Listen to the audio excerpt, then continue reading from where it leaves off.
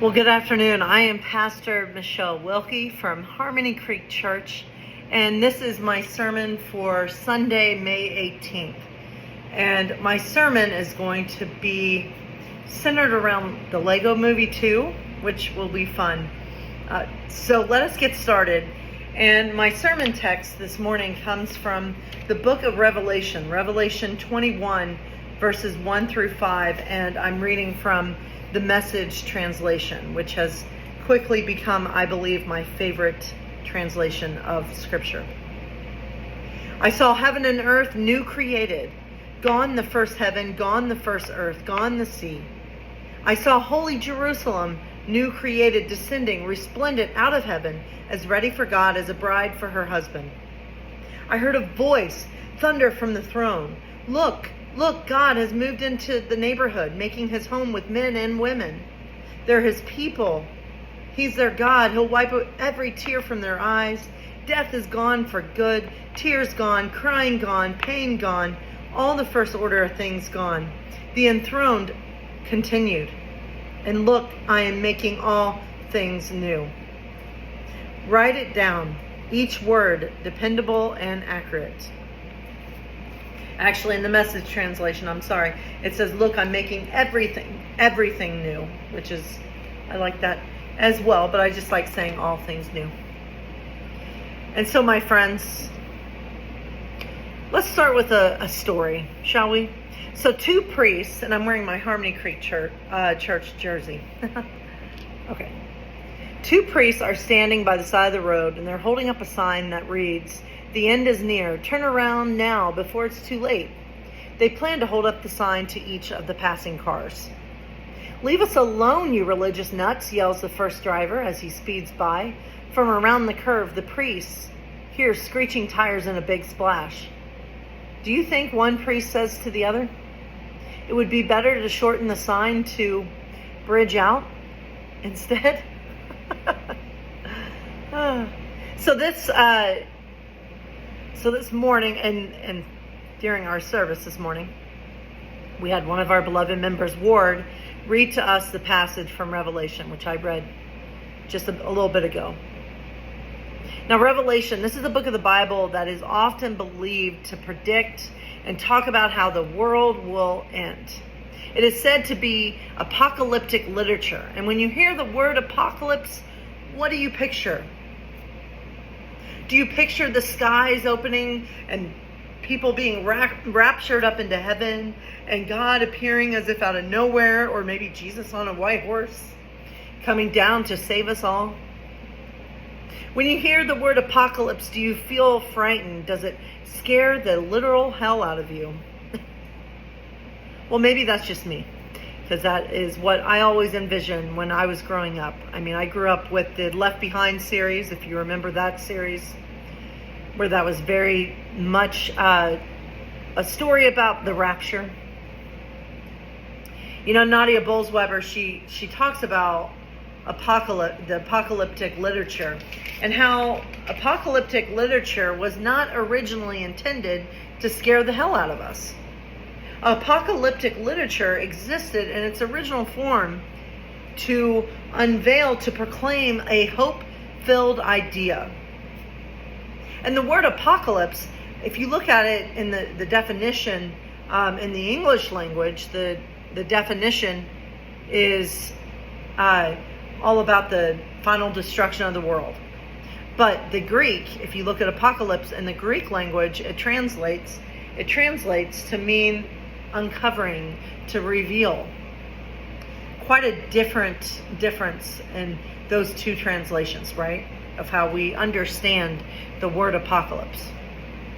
One means something perhaps new being revealed, and while the other meaning is all about destruction and something ending. And Nadia Bolz-Weber, she talks about this big hope-filled idea, and the big hope-filled idea that a lot of the apocalyptic writers were talking about. And I love this. She says it more than once, but she says that dominant powers aren't ultimate powers. She says that empires will fall, that tyrants will fade, systems, especially systems that are evil and that don't work for everyone, those systems will die. And in the midst of all of that, God remains. God is still around. Dominant powers aren't ultimate powers. God is the thing that will stick around. God is perhaps the ultimate power that will remain. And I will just point out, because I believe strongly that God is love. That is the best. That is how we understand love, is through God. God is love. That is probably the best name for God, at least in my opinion. And so think about that. If we replace love, if we replace if we replace God with the word love, and we think about that empires will fall, tyrants will fade, but what remains? Love. Imagine taking the Bible and every time you see the word God and replacing it with the word love. It would be a very different understanding of the Bible, I believe. In some places it would be very different. But just think about Genesis. In the beginning, love created. Love created. We begin with love and we end with love. And love is the thing. Love is the ultimate power. What a hope-filled idea. And that's very different when we understand Revelation and how perhaps Revelation has been misunderstood. You know, our passage from Revelation 21, which I read, it's a passage often read at funerals because people see this passage as pointing to some future reality, perhaps some future better and improved reality up in heaven. You know, the reality where there would be no more tears, no more sickness, no more bad things happening. Now, I don't think there's anything wrong with having these words said at funerals. But I want us to notice something, to perhaps see what's being revealed. Because that, as we said, Apocalypse is about something being revealed, something being uncovered. Let's see what's being uncovered in this passage. Because if you look at this passage closely, you see this passage isn't talking about us going to God up in heaven. God comes to us in this passage. Heaven comes down to us. Heaven, in this passage, heaven is about descent and not ascent. You know, it's not about going up into the great clouds in the sky. Heaven comes down to us. Heaven descends to us. As I was reflecting on this passage, I couldn't help but think about Jesus, as I often think about Jesus. And I love what Eugene Peterson tells us in this Message translation. You know, God moved into our neighborhood, making God's home with all people. In this passage, we hear the words, "Behold, I'm making everything new."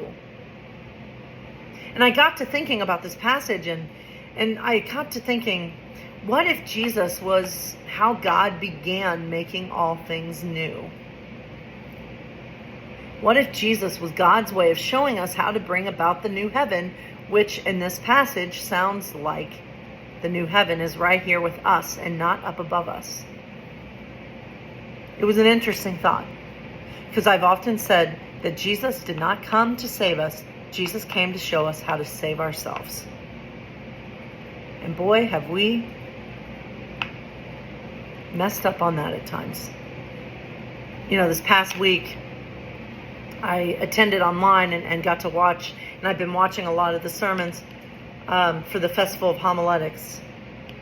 And one of the sermons I watched, the preacher was talking about how in Christianity, we have a lot of believers, but not a lot of followers. Because I think what has happened at times is that Christians have gotten more concerned about making sure they have the right beliefs, as opposed to how we need to be more concerned with how we are actually following in the way of Jesus.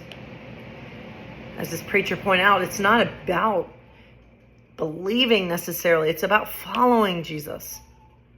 Following Jesus. And that is a hard thing to do.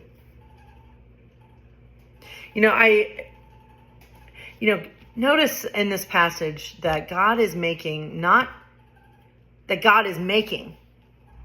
made and not going to make, but making all things new. And one theologian says about this line that Revelation says that God is making all things new and not all new things. Commentator Janet Hunt talks about how God is redeeming everything, redeeming everything. In Revelation envisions a renewal of creation, a renewal of this earth, and not an escape from it. And that's an important line to point out, I believe. In the UCC, they had a campaign years back, and the tagline was, God is still speaking. And it's a beautiful truth that remains today. God is still speaking. God is still making all things new. But God chooses to do that through us. We are part of making all things new. I was talking to a special clergy friend of mine, Chaplain Jessica, and we were talking about the concept of suffering and the age-old question that so many people, including perhaps many of us, have asked. That question: why does God allow so much suffering? I'm sure all of us have wondered that from time to time, right? But Jessica, she flipped the question around and caused me to kind of see things in a new way. Maybe we shouldn't be asking the question, why does God allow so much suffering? Maybe the better question is, why do we allow so much suffering? Why do we, as God's beloved, allow so much suffering? And that's not a question we like to think about. It's more comfortable to think that we aren't part of the problem, right? It's easier to say, why isn't God just coming in and saving the day? This past Thursday, I led a workshop at a Horizons for Aging event at the library downtown. And I led a workshop with Pastor Joe Kay from Nexus UCC. And the workshop we led was all about spiritual healing. And our main message for the day was that healing is not something we do alone. It's something we do together. And I believe that. And we aren't meant to do the hard work of healing the world around us, even. We're not meant to do that work alone. We actually have, I believe, more power to bring about healing than we even realize. Just think of the quote from Marianne Williamson. She says, our deepest fear is not that we are inadequate. Our deepest fear is that we are powerful beyond measure. It is our light, not our darkness, that most frightens us. We ask ourselves, who am I to be brilliant, gorgeous, talented, fabulous? Actually, who are you not to be? You are a child of God. Your playing small does not serve the world. There's nothing enlightened about shrinking so that other people won't feel insecure around you. We're all meant to shine as children do. We were born to make manifest the glory of God that is within us. It's not just in some of us, it's in everyone. And as we let our own light shine, we unconsciously give other people permission to do the same. As we are liberated from our own fear, our presence automatically liberates others. End quote. And I love that line, that perhaps we're more afraid of what we're actually capable of. So it causes me, I want us to kind of think about Legos. So in the service this morning, and I apologize if you weren't part of the service and you didn't get to do this, but in the service, everyone received one Lego piece. And then I invited people to come forward to put their Lego pieces together on the altar. And we created something beautiful. And we were able to create something together with all our individual pieces, right? And so we were working together to build something, because I'm all about the building theme. That has been my dominant thinking. That has been my thinking ever since I started at Harmony Creek Church. One of the things I thought about was, what am I going to work together with Harmony to build? What are we going to build together? And I think about that, and We are making all things new by bringing our full, authentic selves to the table, and we're working together to create and build something spectacular. We're working together to simply make better the world around us. Now, we may not be able to heal the whole world, but we can at least work to bring some healing into the world that it surrounds our immediate area, right? And so I had the Lego theme because my favorite movie is Lego Movie 2. And in this film, Emmett and his friends find themselves in a post-apocalyptic world called Apocalypseburg. In this movie, Emmett and his friends discover the power of teamwork to take down the dominant powers that they believed were trying to destroy the world, their world. And in this movie, even the side story, the brother and sister, who are the ones playing with the Legos, they're fighting. The brother doesn't like the way his sister plays with Legos and thinks she's destroying his way of playing each time they do try to play together. It's a whole thing. Siblings not getting along. So there comes a point when all the Legos, both the brothers and the sisters, they feel like everything is doomed, and they begin singing this epic song called Everything's Not Awesome. And I love that song so much, and I will share on our Facebook page the video of that song. But so to go along with this song, though, because the whole point is everything's not awesome, but it's okay.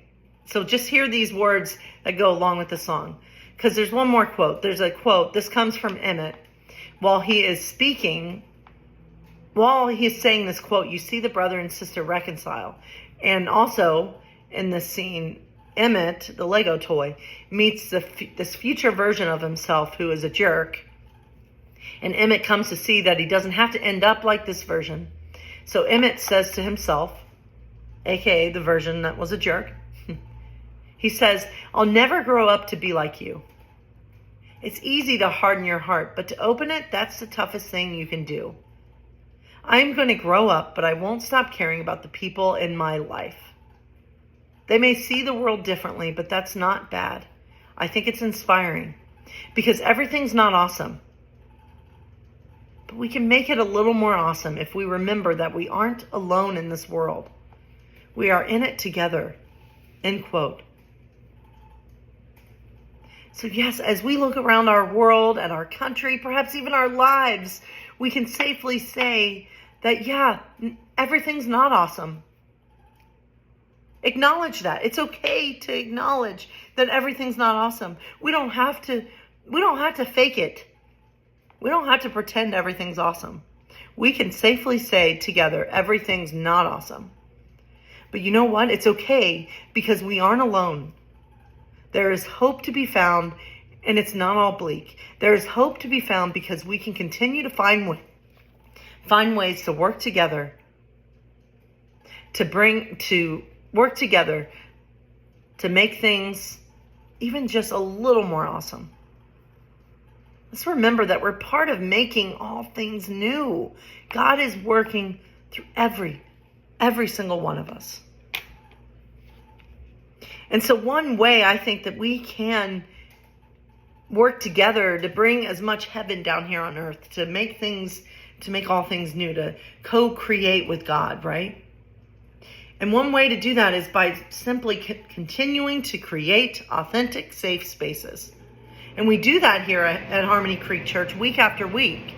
We work together to create a radically welcoming space for everyone that walks through our doors, for everyone that listens to my sermons online. But today I wanted us to move beyond simply being a safe space to being a brave space. Now today is Mental Health Sunday, and I wanted to do something brave and vulnerable. And so for a time of prayer, and I did this in the service this morning, but I'm going to do it here online as well. So today, sadly, mental health remains somewhat of a taboo topic in churches. We don't hear often prayer requests for someone that might be dealing with schizophrenia or bipolar disorder or depression. There remains somewhat of a stigma around mental health. And I think part of making all things new requires us to break down any barriers that keep us from being able to be our most authentic self. Break down, and maybe we need to reveal a new way of talking about our mental health illnesses in church, our mental health struggles in church. Because why can't it be the church where you can reveal that everything's not awesome? It should be the church. If it's going to be any place, it should be the church. So I'm not going to have this be open for silence because it's a video I'm making. But what I do invite you to do is comment on this video, and comment in the comments, write a mental health illness that you have, that you are currently struggling with. Write in the comments, if you dare, and if you will be so brave, write that everything's not awesome. Because I have this going on in my life. And what could possibly happen? What I would love to see happen, even in the comments on Facebook, and perhaps even in the room at church this morning, because I'm recording this ahead of time. I would love for if one person says everything's not awesome, for example, everything's not awesome because I have schizophrenia. And then maybe someone will say, me too. Imagine the kind of space we would be creating. And I would love to see that being created here on Facebook even. And so I will practice vulnerability first.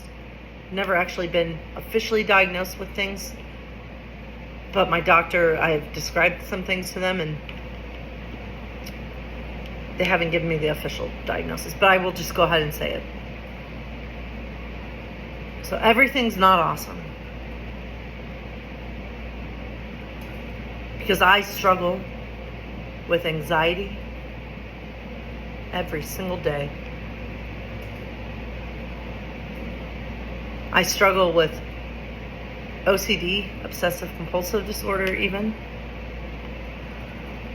And I struggle with deep, deep insecurities.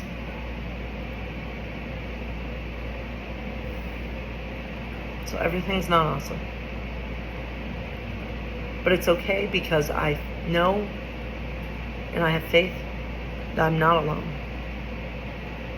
And my hope is that you will be brave and that you will practice vulnerability as well. Much love to all of you. And remember, you are God's beloved through and through, just as you are.